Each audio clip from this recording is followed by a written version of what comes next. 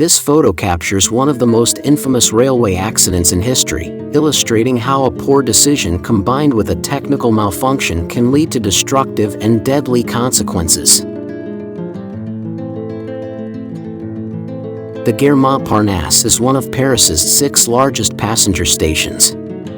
It opened in 1840, and as a major railway station, it has been a central hub for both domestic and international rail travel. The exterior of the station was a typical street. It was busy, filled with commercial activities. There were shops, apartments, and offices. On the building's northern side, there was also a family who ran a newspaper stand at the station, primarily serving pedestrians.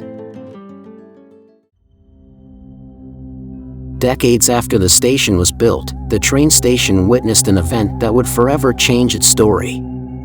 The fateful express train 56 departing on October 22, 1895 was an assembly of 3 luggage cars, a mail car, and some passengers. While the exact size of the locomotive is unknown, it is recorded to weigh 50 metric tons and was able to travel faster than 65 kilometers per hour. This train number 56 departs Granville on the mentioned date at 8:45 a.m. heading for Paris, Montparnasse, and is under the command of Guillaume Pellerin, who at that time had a spotless 19-year record in his job.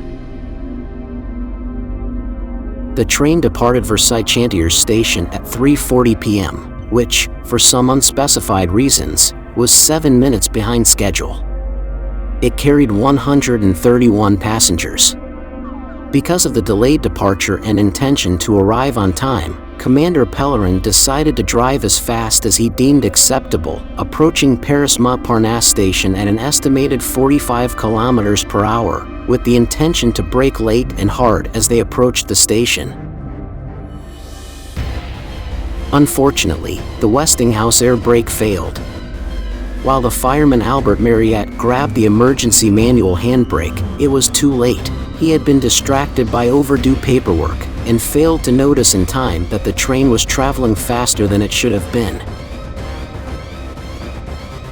As Pellerin and his colleagues saw the far end of the station rapidly come closer, they jumped off the train and landed on the platform just before the train reached the end of the tracks at approximately 40 kilometers per hour.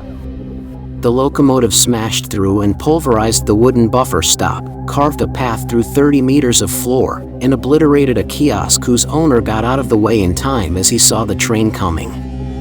The train then crashed through the 1.25-meter thick stone wall at the end of the station, plunging into the street below where it remained for 4 days, drawing crowds of curious onlookers. The passengers on the train were thrown around the cabin in shock but ultimately survived the accident.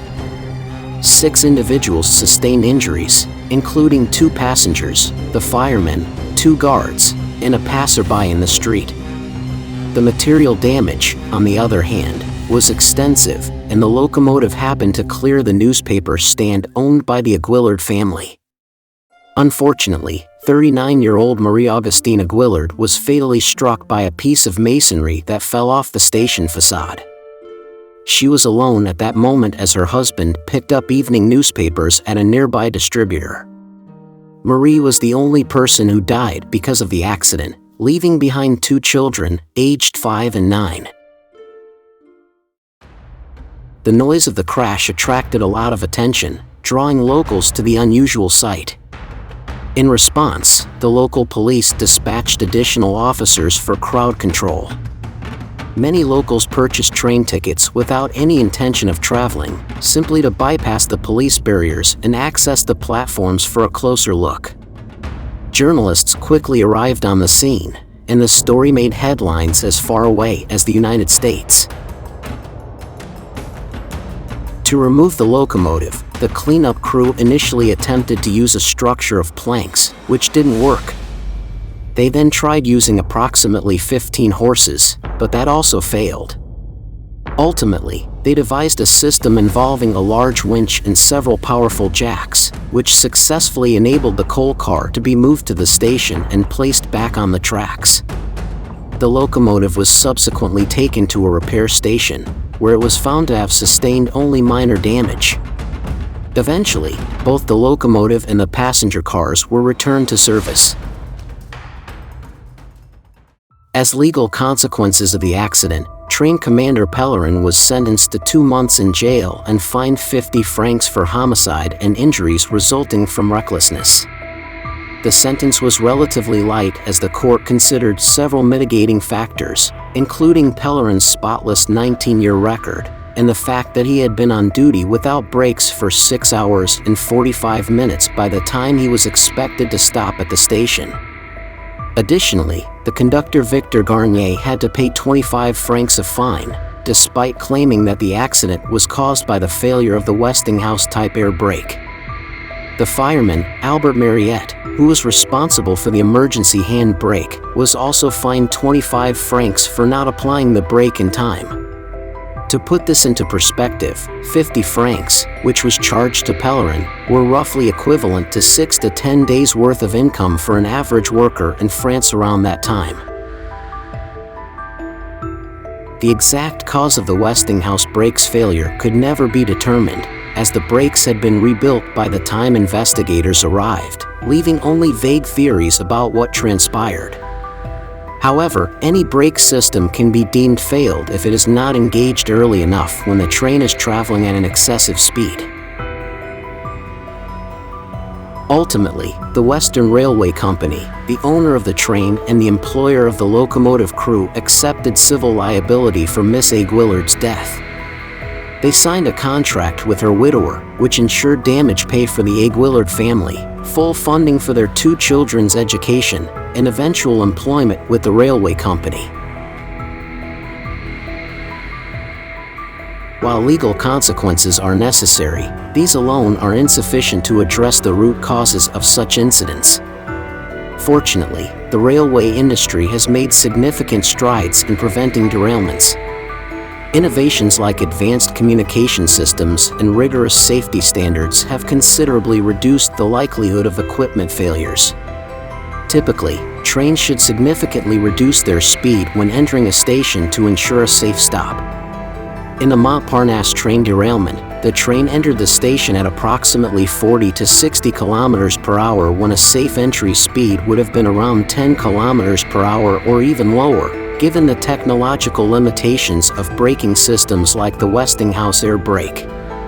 This would have provided the crew with sufficient time to bring the train to a complete stop before reaching the end of the track. The Montparnasse train station, officially known as Gare Montparnasse, is still a major train station in Paris. It has undergone significant renovations and updates since the Montparnasse derailment of 1895. It now features a modern, functional design, with a large glass facade and a contemporary look. It features modern amenities, including shops, restaurants, and other services for passengers. The renovations also focused on enhancing passenger experience and safety. To this day, the Montparnasse train derailment is often cited in discussions of railway safety and engineering. It serves as a stark reminder of the importance of rigorous safety measures and engineering standards.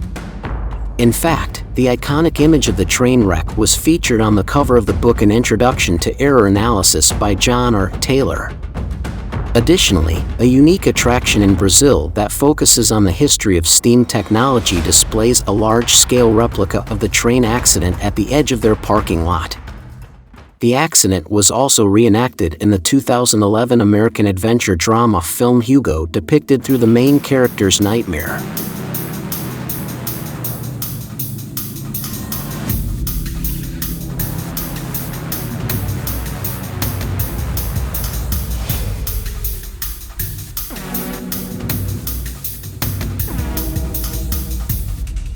Regardless of the vehicle you're operating, physics dictates that even a minor increase in speed can dramatically extend your stopping distance, regardless of brake condition.